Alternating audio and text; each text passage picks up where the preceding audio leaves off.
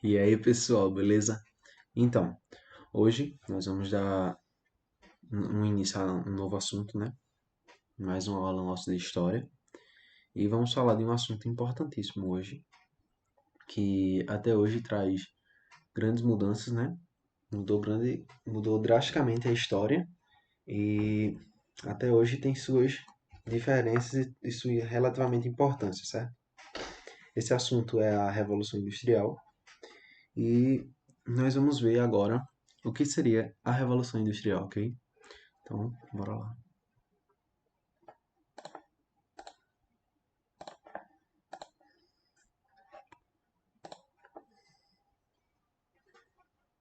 Então, a gente pode ver aí a Revolução Industrial.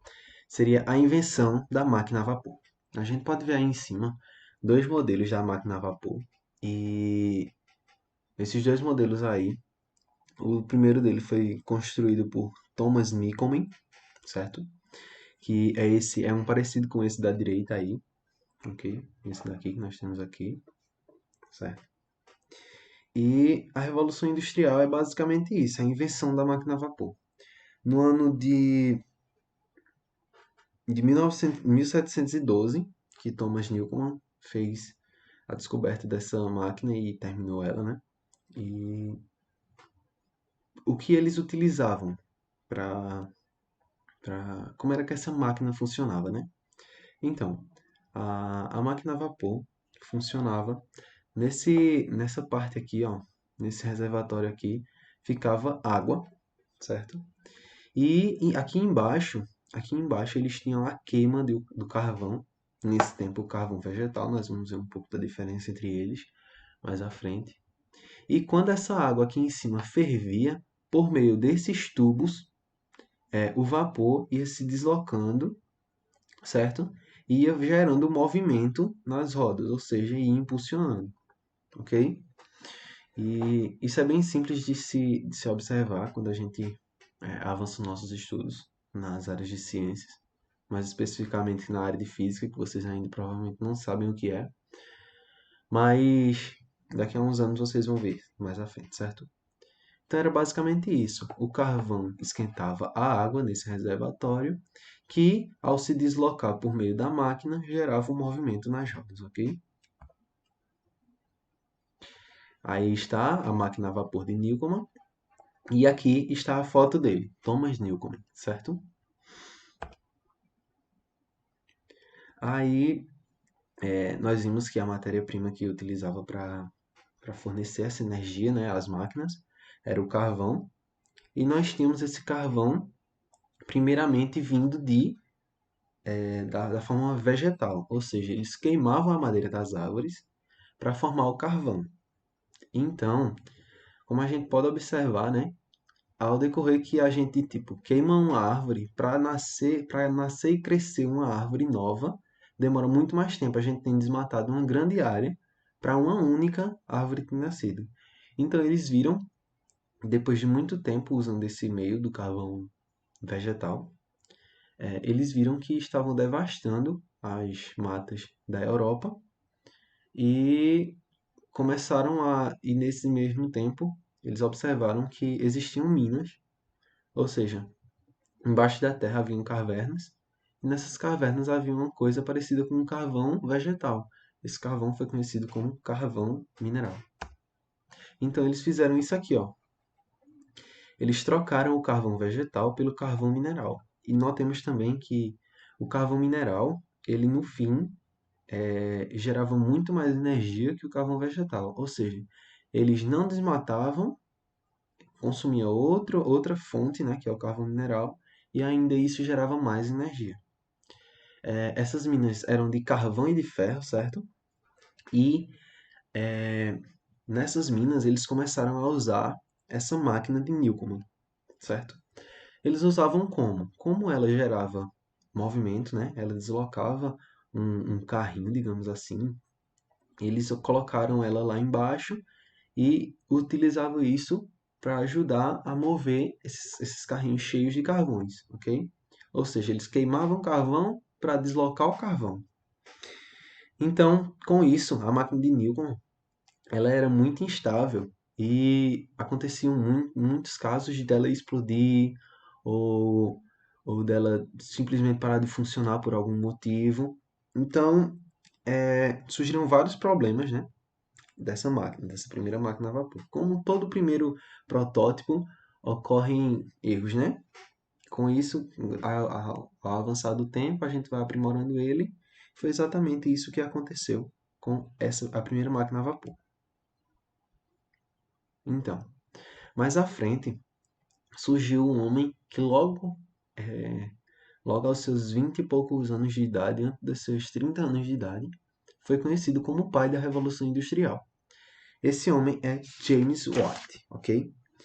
Ele nasceu em 1739 e por alguns por alguns motivos de doença, né? Ele era muito doente.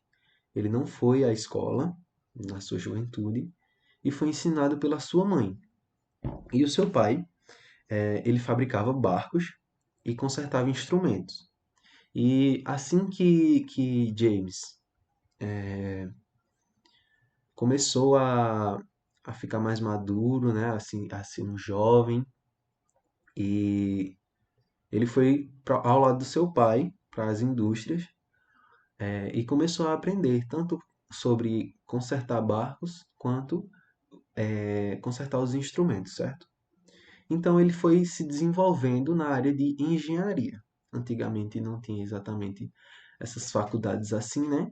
Quem se, é, quem se voltava para construir alguma coisa era chamado de engenheiro, quem se voltava ao lado do pensamento era considerado filósofo, né? Já ia falando errado, mas era considerado filósofo, então. Assim, ele foi desenvolvendo e foi muito instigado pelo próprio pai a, a estudar pela matemática, essa área mais de exatas, ok? E ele se apaixonou por isso e foi para a universidade, na verdade, de Glasgow, na Escócia, e lá ele se deparou com essa máquina, a primeira máquina a vapor de, como é o nome dele? De Newcomen, certo? E viu que nesse meio tempo havia muitos problemas com essa máquina, que ela ocasionava muito de explodir, essas coisas. Então ele se dedicou alguns anos de sua vida, no mínimo 6, na faculdade, estudando essa máquina. Até que ele foi chamado por um cara que comprou uma indústria, certo?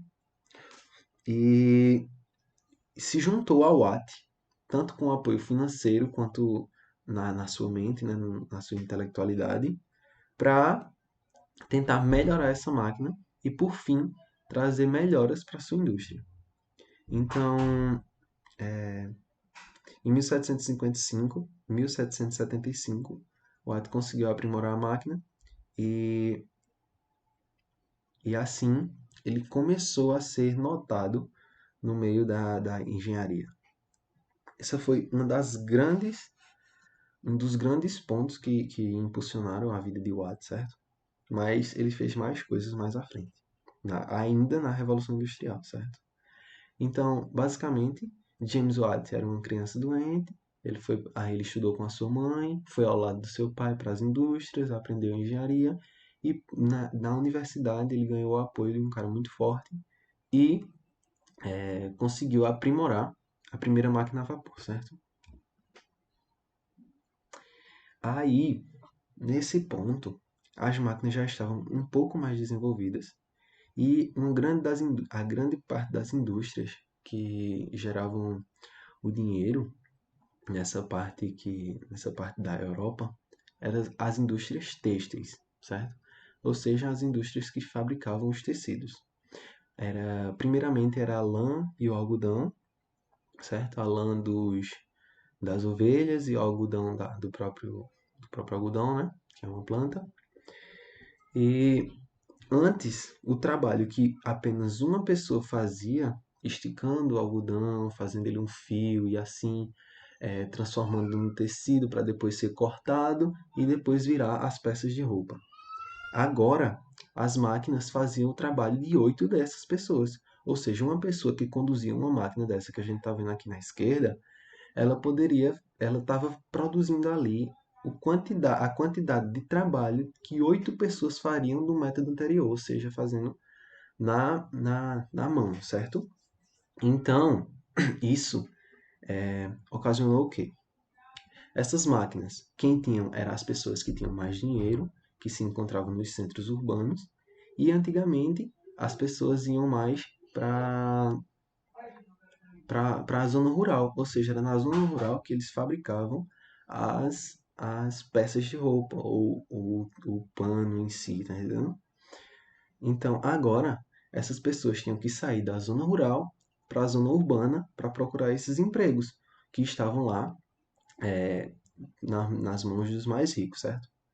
As empresas se desenvolveram e, como a gente pode ver aqui, ó, máquinas enormes produzindo, consequentemente, né, mais que uma pessoa sozinha, certo? Aí, tudo isso aqui que a gente falou se passou, na maior parte dela, na Inglaterra, que se encontra lá na Europa. Então, o porquê disso ser na Inglaterra? Então, nós citamos aqui alguns pontos, né? O porquê? Porque eles precisavam de pessoas que tinham muito dinheiro, e a Inglaterra tinha isso. Por quê? Porque eles já tinham um grande avanço da burguesia na sua sociedade. Eles precisavam de quê? Da matéria-prima, ou seja, do carvão e do ferro, que na Europa tinha bastante minas de carvão e de ferro, e eles precisavam de mão de obra. E aonde era que eles produziam antes o produto têxtil? Na zona rural. Então a Inglaterra tinha mão de obra. Por quê? Porque quando os centros se formassem, os centros urbanos, ali é onde ia se encontrar as pessoas mais ricas, iam construir as suas empresas, cada vez desenvolvendo mais a sua sociedade, as pessoas iam ter que deixar a zona rural para procurar um emprego, né, para conseguir se sustentar sua família. Então a Inglaterra tinha tudo isso, tinha mão de obra, tinha as pessoas que tinham o dinheiro para investir e tinha a matéria-prima.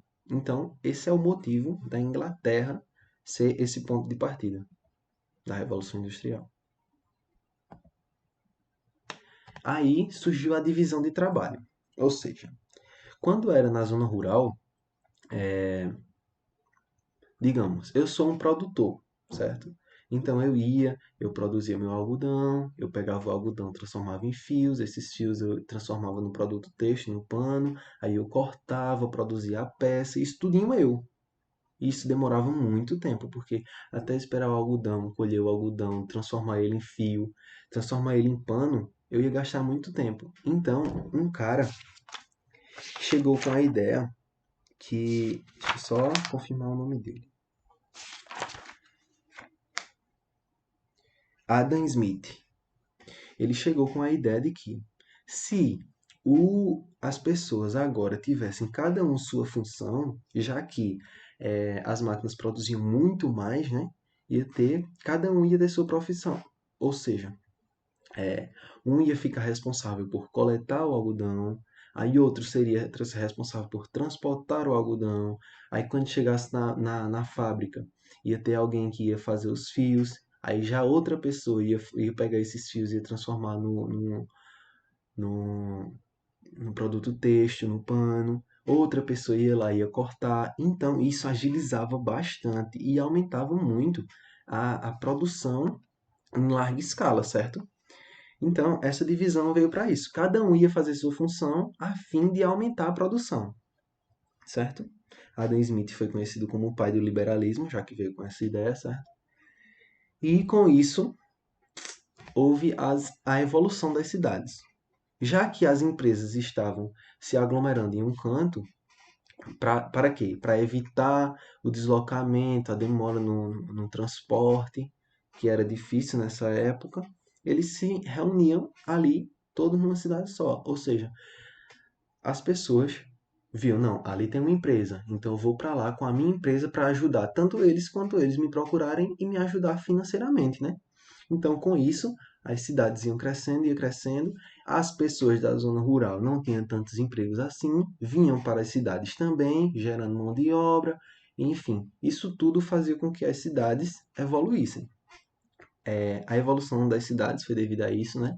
A grande concentração das empresas e ao êxodo rural, ok? E para a gente tá chegando perto do nosso fim, né? Agora só faltava basicamente duas coisas, ou seja, que era duas não, praticamente uma, que seria o deslocamento, que é uma coisa que estava bem difícil naquela época. Eles usavam os carros de boi ou utilizavam carruagens, certo? Para locomover essa matéria-prima, esse produto final já, no caso o têxtil ou as roupas prontas. E para isso eles fizeram o quê? Tinham que construir estradas. Só que essas estradas, por meio de ser puxada por cavalos ou por bois, é, se tornava um caminho muito longo, demorava muito. Então, o que foi que eles fizeram, né? Eles começaram a construir os trilhos. Primeiramente foram construídos trilhos de madeira e trilhos de madeira, e o que andava sobre eles eram rodas de madeira, porque inicialmente era o que eles sabiam fazer. Esse meio de se locomover ainda era puxado por animais, certo? Mas logo à frente, como eu falei, as minas eram de carvões e de ferro, né? Então, eles começaram a aprender a mexer também com o carvão. Então, eles construíram, viram que os trilhos de ferro iam ser bem mais úteis do que os trilhos de madeira, tanto pelo desgaste, certo? Então, é, os trilhos de madeira foram substituídos pelos trilhos de ferro e as rodas de madeira foram substituídas por rodas de ferro. Isso facilitou muito. E também, antes era movido a força animal, né? Que eram os cavalos que puxavam. E agora,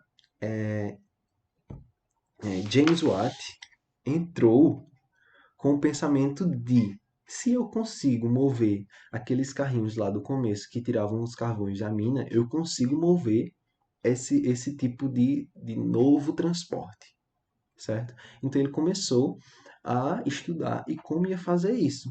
E aí surgiu as locomotivas a vapor, certo? Elas funcionavam basicamente do mesmo jeito, só que agora em uma grande escala, né, já que as locomotivas puxavam enormes cargas, tanto de matéria quanto de pessoas, e diminuía muito o tempo de deslocamento dessa matéria-prima, ou seja, aumentava mais ainda a produção. Então, é, esse surgimento, mais um grande feito de James Watt, né? E a gente encerra a nossa aula por aqui, certo? Vou voltar aqui para a gente se ver novamente. Então, nossa aula foi basicamente isso, sobre a Revolução Industrial. Nós vimos que é realmente muito importante. Depois disso surgiram mais máquinas e mais máquinas. Hoje, no nosso cotidiano, a gente pode ver muitas máquinas, né? A máquina de costurar também foi a evolução da máquina a vapor. Ou seja, antigamente nossas mães tinham umas máquinas que não tinham motor, certo? As máquinas eram movidas à força humana, ou seja, força animal.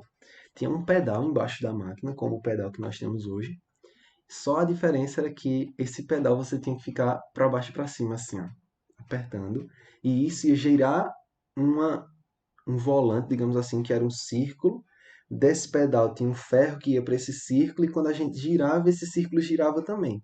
Esse círculo era ligado a uma correia. Basicamente, a partir de agora é basicamente a mesma coisa que nós temos hoje, né?